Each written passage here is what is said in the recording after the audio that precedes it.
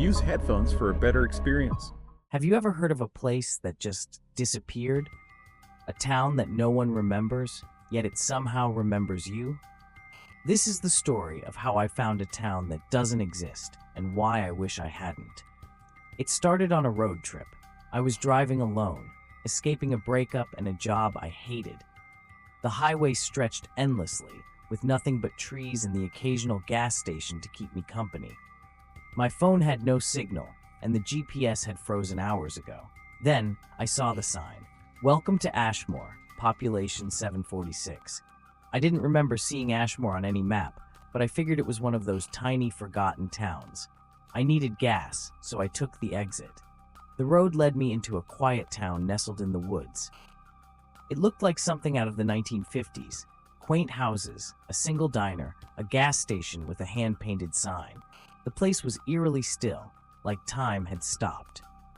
I pulled into the gas station, but the pumps were ancient. No credit card reader, just a rusty dial.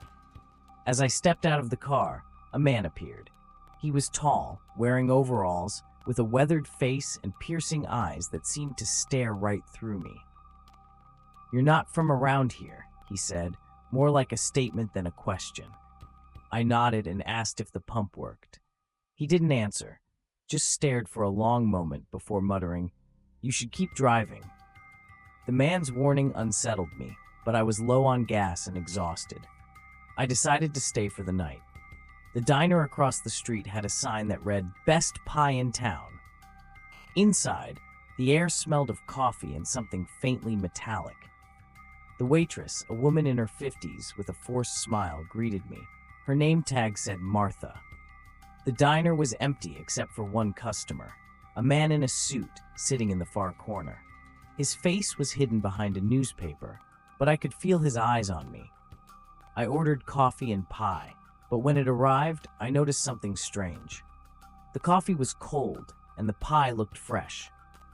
But there was a thin layer of dust on the plate. "Passing through?" Martha asked, breaking the silence. I nodded. "Is there a motel nearby?" Her smile faltered for a moment before she said, "Ashmore Inn, just down the road." The motel was as old-fashioned as the rest of the town, with flickering neon lights and a front desk cluttered with faded postcards. The man at the desk handed me a key without a word. Room 7. The room was small and smelled like mildew. The TV was one of those old box sets with rabbit ear antennas, and when I turned it on, static filled the screen. I flipped through the channels, but they were all the same, static, except for one. Channel 13 showed a live feed of my room. At first, I thought it was some kind of prank. I waved my hand in front of the TV, and my reflection moved in real time. But then I noticed something chilling.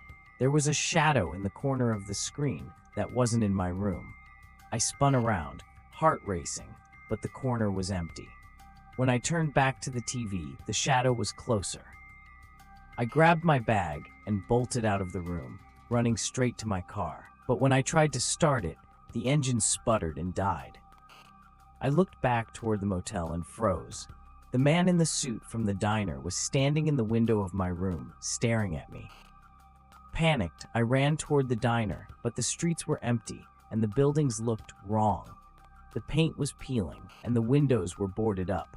Even the gas station sign had changed, now reading, "Welcome to Ashmore, population 747. The town felt alive, its shadows closing in around me. I ran into the woods, desperate to escape. The trees seemed to stretch endlessly, their branches clawing at the sky. After what felt like hours, I stumbled back onto the road.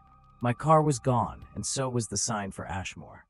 The highway was empty, bathed in the gray light of dawn. I made it back home, but Ashmore hasn't let me go. Every night, at exactly 3:13 a.m., my phone buzzes with a notification. Live feed, Ashmore Channel 13. When I open it, I see my room. And in the corner, the shadow waits, getting closer every night. Some places are meant to be forgotten. In our constant search for novelty, we ignore the warnings, dismissing them as old tales or our imagination. But not every road should be taken. Not every sign followed. So if you ever see a town that isn't on the map, remember this. Curiosity can lead you to places that don't want to let you leave. And sometimes you bring a piece of them back with you. Don't miss out on the scares. Go subscribe to the channel for terrifying stories, legend breakdowns, and more.